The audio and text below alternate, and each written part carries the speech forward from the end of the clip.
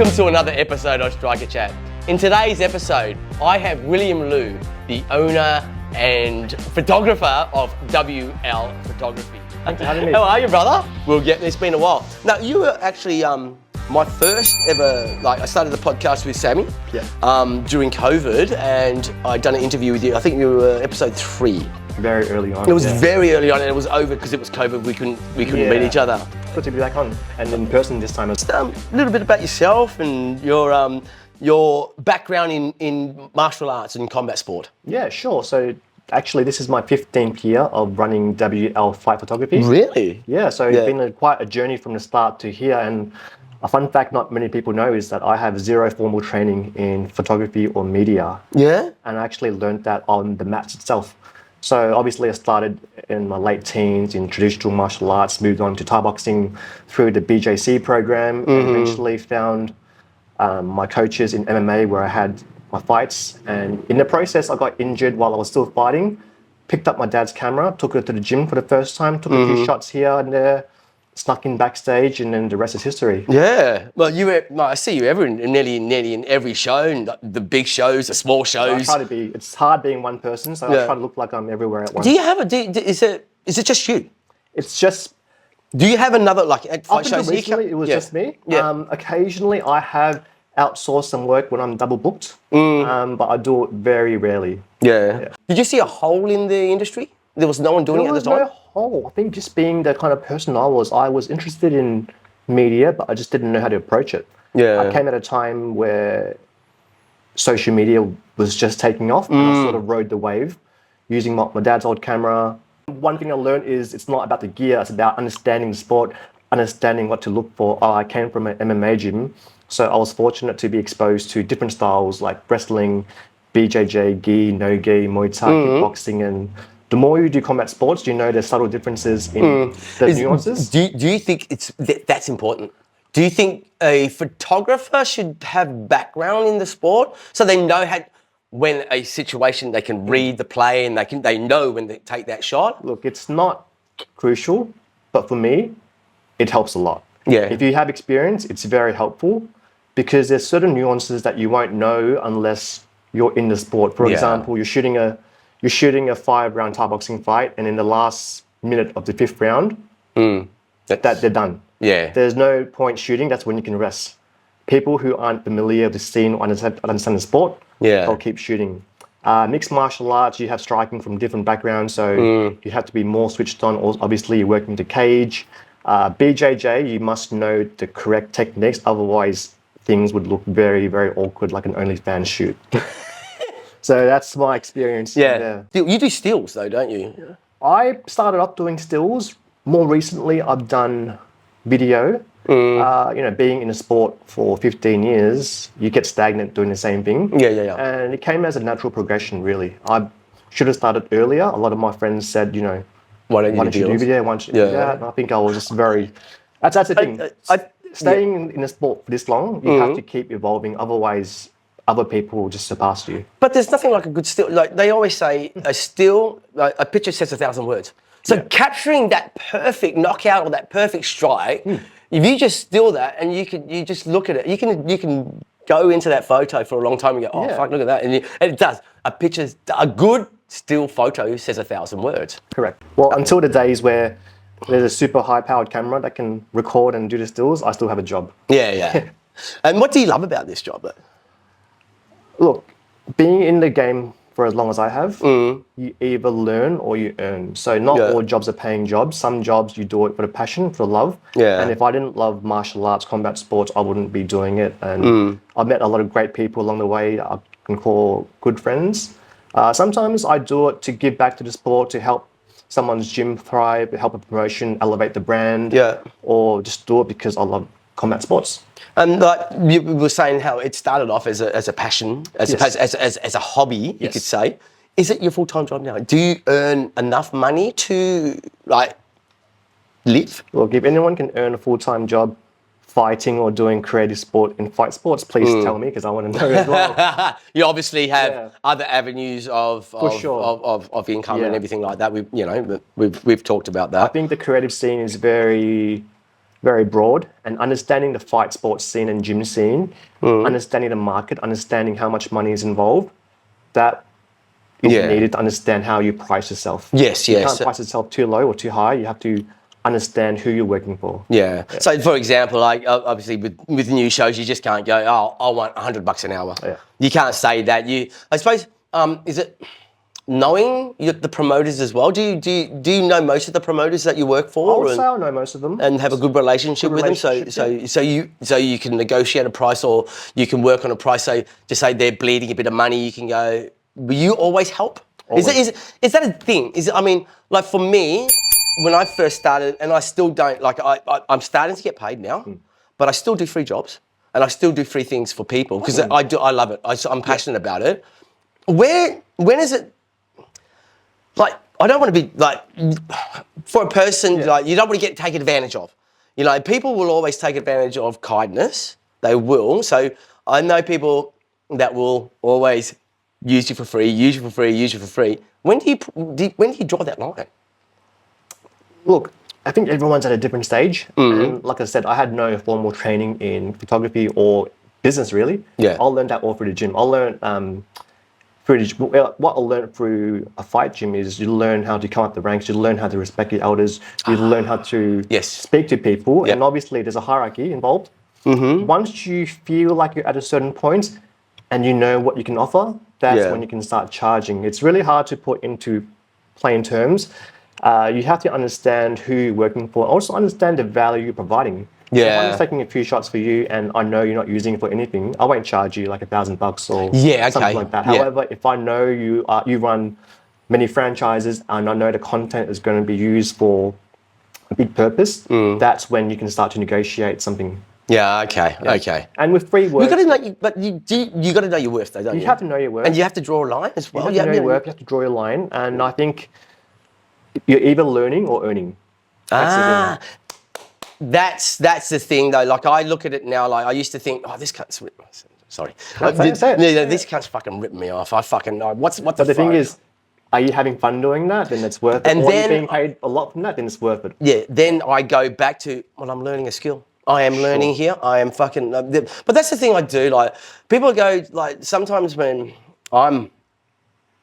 people ask me to do a job for them, and they go, I'll pay you. I don't know. Sometimes I go, oh, no, I love working with you. I want to do this for you. Yeah. But then they get offended because I'm not taking their money. But then I don't know. Here's something to think about. The creative world is weird, where a lot of the work you do sometimes can be passed off as nothing. At the same time, you can charge big bucks for it. It's very different than having a regular job in a bank or something. Yeah. You have entry-level jobs. You're paid no matter what you do. Sometimes some of the hardest jobs I've done were free. And some of the easiest jobs I've done were big paying jobs. Yeah. So it's just the experience. That's what it is. Yeah. And the experience, and then charging the right times. Look, the way I look at it, there's a few promoters in Perth that are just starting out. I don't really charge them. I don't charge this particular one. I just want to help them. I just want to help them grow. And the way I see it is they're growing. I'm growing. If I'm there at the ground level and they're growing, and then when they're here and I go, oi, is there a job for me? I don't expect, but there's my in. There's my in. It comes down to being aware of yourself, knowing your value, knowing the value of others, and also being able to walk away when it isn't right for you as well. So a lot of creatives like myself, I started off as a very young, introverted kid. I'm an Asian kid, Asian upgrowing, very timid. I learned how to speak for myself through my work and through gyms. I made a lot of mistakes when I was 21, 22, 23. I got stood over many times, but you need those lessons to get to where you are now. So I mean, I talk about this all the time. Make mistakes. Make mistakes. As long as you learn, that's the main thing. The founder of Suzuki, forgotten the name of him. His name. His saying is, success is 99% failure.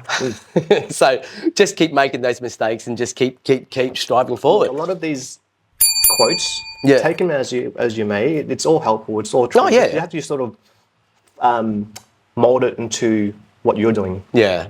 And I came at it very interesting time when social media was just taking off, and I sort of rode the wave. Yeah. Obviously now after 10 years, there's a new wave happening with different kind of social media. Dude, so some if of you the don't keep up, some of the it's production, hard. hey. Yeah. Have you seen some of the creatives now with Muay Thai or combat sport, MMA, are brilliant, man. The stories they tell. Sure. You know, I'm impressed by it all. You know, this is what, and it keeps me on my toes. Yes. And obviously it keeps you on your toes, or else you're gonna just fall behind, aren't you?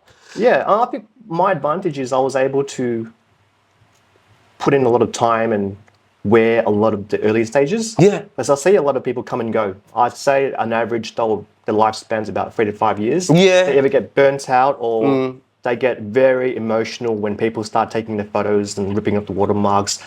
After 6 months, they're gone. Sometimes the last 2 or 3 years, they're gone. If you have to get over that. It's going to happen regardless. Yeah, you're going to get ripped off. You're going to get stood over. If you love the sport enough, or if you're confident in your self-value, you would get past that. Is that what you did as well? Yeah. You mean you would have been like you said, you would have come through a lot of adversities. A lot of people would have been taking advantage of you. Yeah. Because you are a nice guy. And here's a story. I think this was like 8 years into my journey. I was quite well known to a point where I stopped pitching for work. I started getting approached for work. Yeah. Because of the shows I'd done. Yeah. And I was flown out interstate. Accommodations paid for. My partner's trip was paid for. Got a car, got the whole thing all taken care of. I was also doing design and media for this promotion as well. Wow. So I was looked after very well. The promoter had another photographer working locally, and she was doing it for free. Yeah. So she was doing it. And I think, again, understand your value. If you're being paid, there's a job, you're working directly with the promoter, the gym owner, there's a transactional thing. They expect content. If you're doing it for free, it's open season. You can do whatever you want. People can message you, bro, have you got this? Have you got that? Yeah. Anyway, I was shooting. This person who was also shooting didn't like me. They thought I was coming to take their job, take their work. I said, hey, I couldn't tell them that the promoter paid my way. Yeah. I just said, I'm here to do my job. You're here doing a job. And to a point when they wouldn't even let me into the ring to get the winner's hand being raised, they would stand in front of my camera, block me. Oh, no. And I was like, how can someone think that way? And I think it's just maturity. Instead of getting mad, I just felt very sad for that person, and then made peace, and then that's it. And just moved on. That person was scared. You've got two ways. The way I have two ways. Like you come from a world of abundance, or or a world of scarcity. And if you think of the world of scarcity, you're not gonna move forward. You're gonna be scared. You're gonna think everyone's taking things from you. But if you come a world of abundance, you don't worry about that sort of shit, and you just let life go. You just let be, and then things will come your way. You see, I'm sure you do too, coming from different states. You see a lot of colourful people in the sport, whether it be fighters, sponsors, promoters, gym owners. If you can see past that and see what their true intentions are, it's fine. And that's how you connect with people. Yeah. And I think it's less about the actual photography and media itself. It's about connecting with someone, understanding what they want and what they want from you. If they're upset, why are they upset? Am I not delivering, or are they just, that way? Yeah. Equipment as well. I mean, is it important to have good equipment, or is it important to have I remember when my first gig, wasn't a gig, it was free. I had my iPhone and just the iPhone holder. I was just walking around like that. Yeah. And it does well. But then now I see these kids now with fucking the big the gimbals and the big cameras. I tell you what, the last show. Your advantage is you know people. You know the scene. You know not to be in the red corner when they're fighting. You know not to jump in the ring. Yes. Even though you have that camera. Yeah. I would prefer to see your stuff because I know what you're capturing is authentic. Yeah. As opposed to someone having crazy gear but not knowing where to be in the right places to be. I seen it. No, I'm not gonna. I won't even talk about that because they will know who I'm talking about. It's not me, is it? No. Look, yes and no. It's good to have great equipment. For certain. At the end of the day, it just comes down to knowing the sport, knowing where and what you're shooting. Having the good equipment just allows you to work through harsh conditions. Yeah, That's what it okay. is. Sometimes you might go to an event where they expect a lot from you because you've done X, Y, Z for all these big shows. Yeah. And they want, let's say, I've done a show for the UFC, and I'm gone to some RSL club to do a fight show. Yeah. And they said, I want you to capture that here. Obviously, you can't do it. You can't, no. The lighting, the setup, the fighters, but having a decent equipment allows you to at least emulate get that. some quality. Get some quality. I think lighting is fucking Lighting important. is key. Lighting is key, bro. Like for me as well, audio as well. Yeah. If you got shit audio, if you got like some guy that hasn't got a mic and now you're getting that tingy, you're gonna turn that off straight away. You're gonna go, oh, this is great. It's captured beautifully, and then the interview comes on. You go, what the fuck's he saying? You know, audio's key, lighting's key. I think post-production that's where the magic happens. Sure, which many people don't see.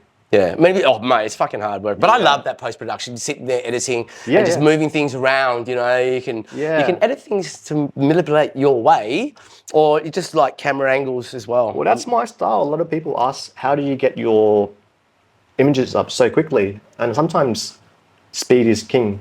It's just something I enjoy. If I didn't enjoy doing this, you wouldn't see highlights on the show within half an hour after it's done. I remember after one show here in Melbourne, it was fucking late. It was the show finished at 12 or something like that. Show. Yeah, it was a rebellion show. It was a rebellion. And I went, oh, I'm off home. He went, I'm not. I've still got another 3 or 4 hours of work. So you would have finished it. Something that I did at the start. I don't think many people would do it these days. Look, I spent about a year when I was 20, 21 doing events across town, wherever, and not be paid for it. Yeah. Because I was just happy to be ringside. I was learning. I wasn't earning. I was getting exposure. I could afford to make mistakes because I wasn't owing anyone anything. Well, that, like, digress, but that exposure, I do remember. I'm going to talk about it. I know you don't want to talk about this. I do remember UFC come to Melbourne. 2019. Was it 2019? No. Was it? Oh. It was Holly Holmes' fight, wasn't it? Sorry, there was 2 events. 2015, I missed that one. Yeah. And then 2019. Is that the one you worked? Yes. Because I remember watching UFC and go, William. Yeah. You're taking photos. Yeah. So how did that come about? I mean, that's big. How did you get that? That was through networking and connections. I hate that word, networking. That was just through relationship. Or when you say networking, what do you think? You think everyone's smooching? It's like, hey, Bundy, how are you? Yeah. What's going on? Yeah. Not my thing at all. I keep my circle very tight, very close. That's all through Muay Thai connections. I do all sports. I reckon I have a strong connection with the Muay Thai community. You do, yes. Back in the day, there was something called the International Kickboxing Magazine. Yes, I know that. Everyone knows that, yeah. And then before that, it was the IK forums, which I was on the tail end of the forums. Yeah. Early days, when I would cover big shows, big fights, the magazine outlets would ask for photos. And being a young kid, I didn't know what to charge. I didn't know what to do. I'm like, oh yeah, sure, take it. You know, front cover, half-page spread, I'll take that exposure. Yeah. And because I had to bite my tongue many times, it was very hard to work with. Yeah. Eventually got to a point when you have that connection, you're able to sort of partner up with a media outlet to work on a UFC because you can't get in. What was that like? I mean, was it scary? Was it overall? That would have been brilliant, bro. It was fun. It just showed you how well a professional show can be run. Yeah. Not saying size shows and like all these shows we have here. You know. But the funny thing is, I've seen many of the guys who fight on local circuit too. So so you do MMA. Yeah. I don't get starstruck anymore. I just see everyone as athletes on the journey. So that's a very nice thing. That's how I see it as well. I treat everyone the same, whether it be a young kid starting off to a world champion like a Kong Thailand or a Lyndon Knowles or a Jonathan Haggerty. I treat them all the same. And I think they respect that. Sure. I really do think they respect just to be not to be sucked up to type of thing. And I think you need that too. Otherwise, it becomes a very superficial game. I've seen a lot of people, creatives, they suck up to everyone, and that doesn't last long. It does not last long. People want genuine. People want to see you as a genuine person, man. But like, that's like you're a genuine person. So Cheers. Do you think that's important, just to be genuine in our industry now, in our game? I think so. Yeah? It should be very genuine, and it comes from martial arts too. Yeah, true. If you're not genuine, you're gonna get caught out. You're gonna get found out. If you don't put in the time when you fight, it's gonna get found out. The people forget the gym scene and the fight sports scene. It's very small. Yeah. Everyone Especially talks to Muay each Thai. other. Yes. I network myself with a lot of photographers around Australia, like Scotty from Queensland, Brock from WA. Yeah, from Brocky New Doe, South Wales as well. Yeah. We all talk. We all talk about our bad clients, interesting fighters, and we all share the same stories. And same with gyms, like, because I used to run some classes at gyms. When someone comes into you for the first time saying, "Oh, I love your classes. So and so gym down the road is horrible." If that's the first thing they say to you, they'll say to you. Yeah, but you don't want to fucking hear that shit. No, but that's the same thing with media. Yeah. Everyone talks. If you're a creative, you start badmouthing someone, it's going to come back to you. I don't like to do it. Yeah, so I used to love that. Try and be as transparent as you can. Yeah. All right. So, mate, digressing again. You coach.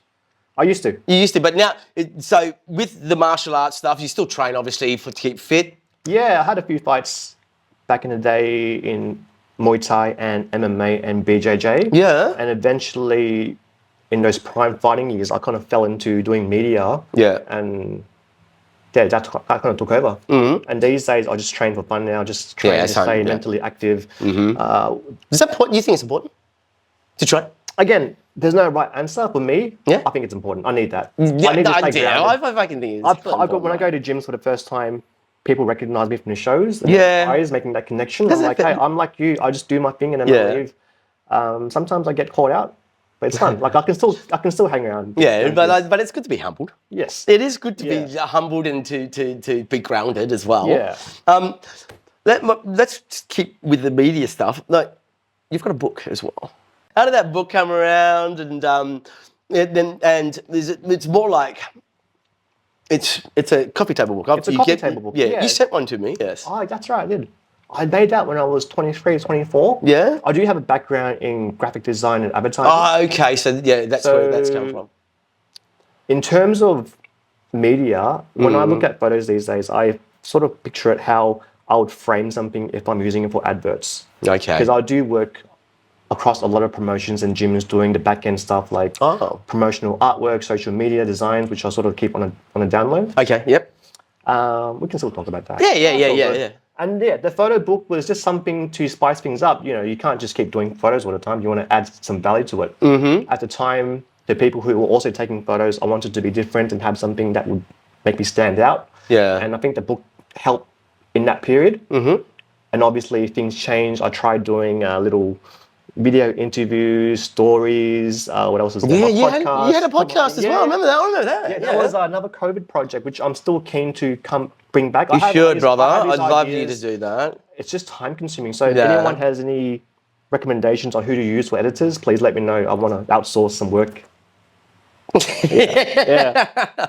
I've got the ideas, I've got the people. I just need someone to chop things up. And I'll chop it up. No, look. We'll talk about that afterwards, and we'll talk about that other person too. We'll exchange some stories. Yeah. I'm going to pick your brains for some tips. Like framing and getting that perfect shot, or As we know, as you know, man, I'm not the most technical person. Yeah, I'm just go with the flow. Like, come fight week, I have my checklist of what to bring, like my cameras, my spare batteries, my equipment ready. Okay, sorry, but that's important, isn't it? Like preparation. Preparation's key. Yeah, I remember you telling me this preparation's key, making sure batteries? Yep. Look, if someone's paying you for an event, a fight show especially, that's happening one night, there's only one of those events. If you come unprepared, you lose that moment. And what do you say to the promoter? Oh, sorry, bro, didn't have this, X, Y, Z. I don't care about your excuses. Yep. You have to be the one to bring that level of professionalism. Yeah. And I think whether you're doing free jobs or paid jobs, it's professionalism. Every job is professional. Don't treat them as paid. Treat them as being professional. And what I mean by that is make sure your branding's on point. Make sure people know who you are. If you're doing it for free, make sure they can see your T-shirt. WA Media or WL Fight Photography. The way you act is professional. You're not there to see friends and hang out and take a few shots. No, you're there to capture content for people. Whether it be for the promotion or for a brand or for the fighter, you're just there to do a job. And after the camera's away, then you can be Bundy, then you can be Will. Yeah. So I think that's a little thing. So always be professional. Be professional. Yeah, and no matter what job you're doing, is it important to? Obviously, we're not making fucking money. Someone's making money. Obviously, there's going to be some. Dude, I'm telling you now. In 10 years' time, we'll be back and making money. Right. Anyway, we're not making that much money now. Do you think it's important to, like, do wedding shoots and do other events or do branch out? Look, if the opportunity is there, for sure, go for it. I've actually made a lot of networking contracts, networking contracts through fight sports, through sponsors, through gyms, and through other like friends of friends through that channel. It just comes down to professionalism, understanding how to talk to people. I get more nervous doing weddings and corporate gigs than I do at a fight show. Why? Is it because you're out of your comfort zone? It's out of my comfort zone, talking to different people. The terms are very different. You put me into a fight show, put me to a gym. I speak their language. I know what to do. Exactly. I talk to a Thai. I don't need to talk to them. I've just show them what to do, and we'll get some magic there. Yeah. Tips you can give me, or? I think just be honest with yourself. Ask yourself what you want to do. Like, for example, WA Muay Thai Media, your branding's on point. Are you going to stick with Muay Thai? Are you going to branch out with different sports? When I had my own brand at the start, WL Fight Photography. Do you think it's like, don't paint yourself into a corner type of thing? If that's what you want to do, then go for it. You can. See, I have just, I'm WA. Yep. I'm Muay Thai. Yep. And that's it. That's I've trapped myself in that respect. But the way I see it, I want to be Muay Thai Media. Yep. Okay. WA can mean anything. Yep. I reckon WA can mean anything. It's where it originated from. Yep. But WA Muay Thai Media, I want that brand to be me. I want everyone to know. When they see WA Muay Thai Media, they know it's Bundy and what they do. It's like, but now I'm branching out. Like, obviously, it started off in WA. I come over here now to Melbourne. I go to Sydney. I travel everywhere around the country because of my job, my other job. It allows me to do that. Yeah. And so now I interview a lot of people outside of WA. So people are starting to get to know that. And then I went to Thailand last year and I did a lot of interviews along there as well. This year, I am going to Verona for the WBC tournament. Nice. Then my plan is to go. This is what I'm doing. I'm going to the UK, going to America, back to Thailand, and then back home, and then New Zealand. But that is because I want to build my brand worldwide. I want to go and interview people's gyms in the UK, in the US, and start building my brand. They're getting my name in them realm. So, do you think that's a good idea? I think it's great. That's a great plan. Yeah. Better plan than me. Better plan than me. Look, I think you're on the right track with the brand. Yeah. Having a name like WA Muay Thai Media allows you to be in different places. I've seen a lot of people when they start out, the branding is a bit off. For example, you might start taking pictures or videos at a show and call yourself Bundy's Photos. And you have that plastered everywhere, or Bundy's pictures and pictures. Yeah. That's everywhere. And then it gets to a point where, do gyms and promotions want to be associated with that or not? Yeah. That's a big thing.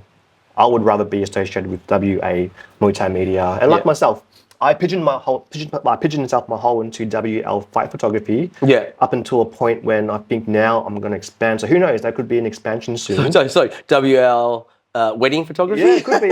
Could be. So maybe it's like, maybe you go like, Jim's mowing. Yeah. And there's Jim's window cleaning and you're going to do it like that, eh? It could be, man. WAOF photography. I wasn't really outspoken in the last few years and up until now because I feel like at the time I could really give back and share some insights with people. Yeah. So I'm putting my face a little bit more into the brand. Mm-hmm. But still keeping this as a very strong brand that shows and gyms can respect and trust. Yeah, no, I think so. I think I think that WA Fight Photography and you, William Luu, has a good reputation here in the combat sport world in Australia. I think it's a big part of.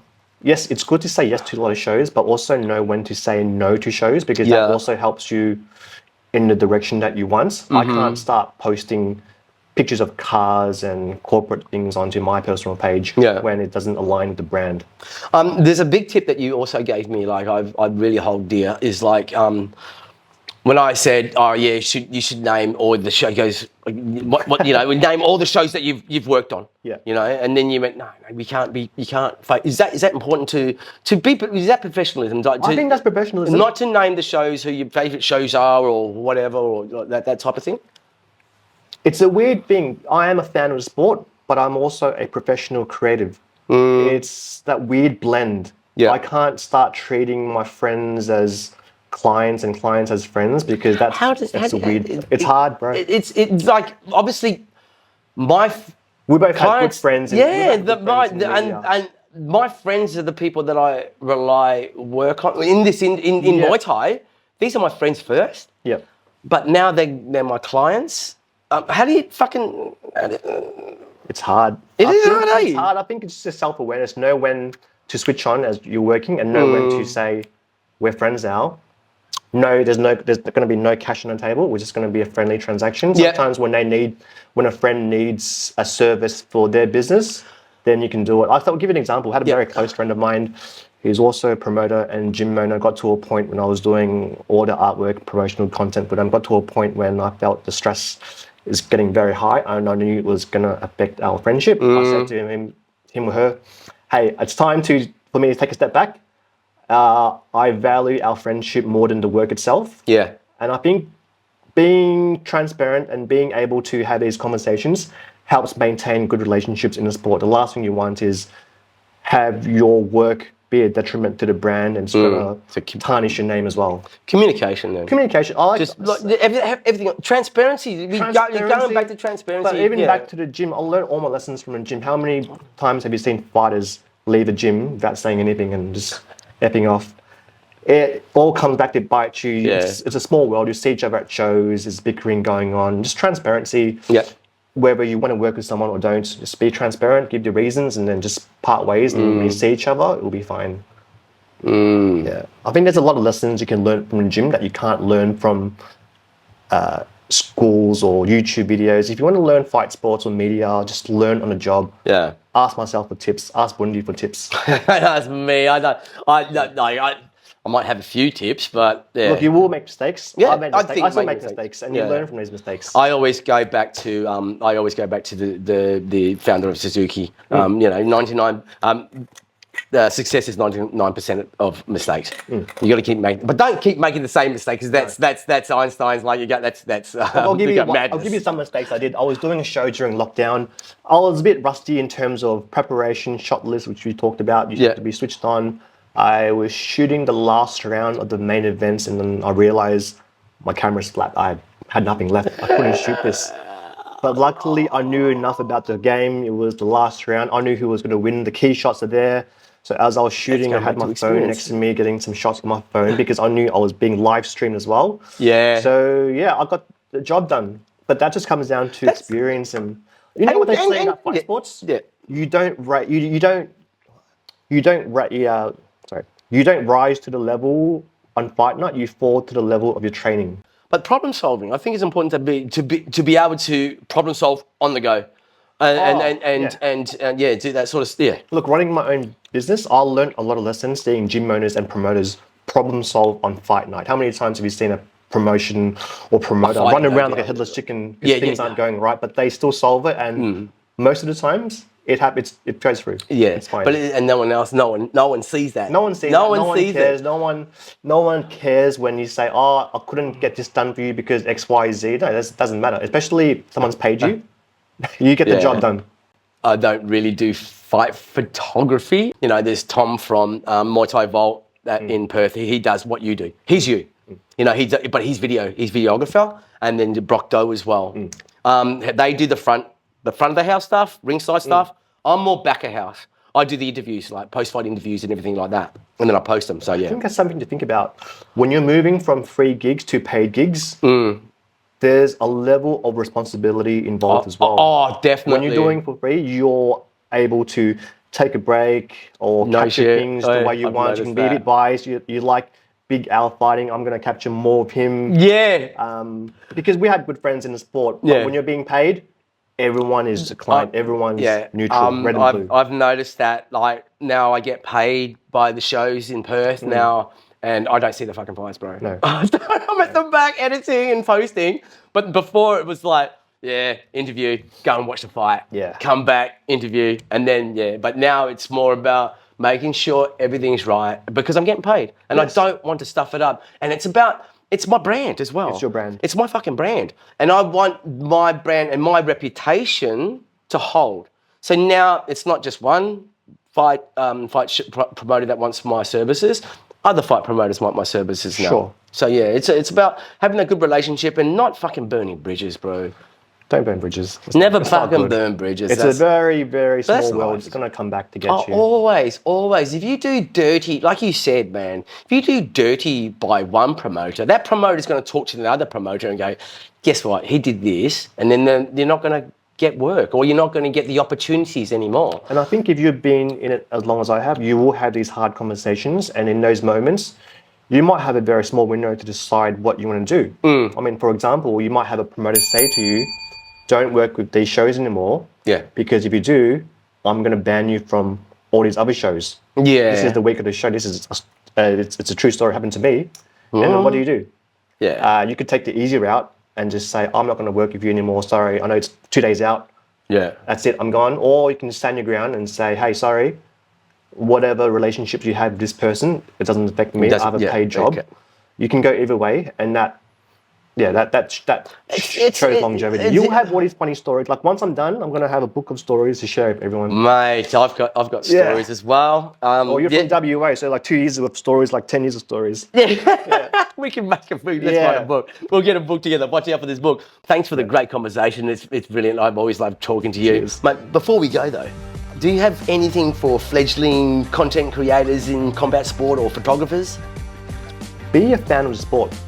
Understand the sport and just get to know what you're doing before even getting paid. Remember, I did my first year of unpaid work. I stayed up late, unpaid. I learned all my lessons before I even started asking for money. Even then, it was barely anything. Yeah. To get to where I am now, just a lot of trial and error. Yeah. And just don't be afraid to ask questions, network with other creators because everyone's on the same journey as you. And that's how we met each other too. I know, and then it's been a good friendship, and I'm sure that our friendship will keep flying, mate. Let's do it, man. Hey, thank you very much, Will. Woohoo! Woo! Hopefully we got some good content. Yeah.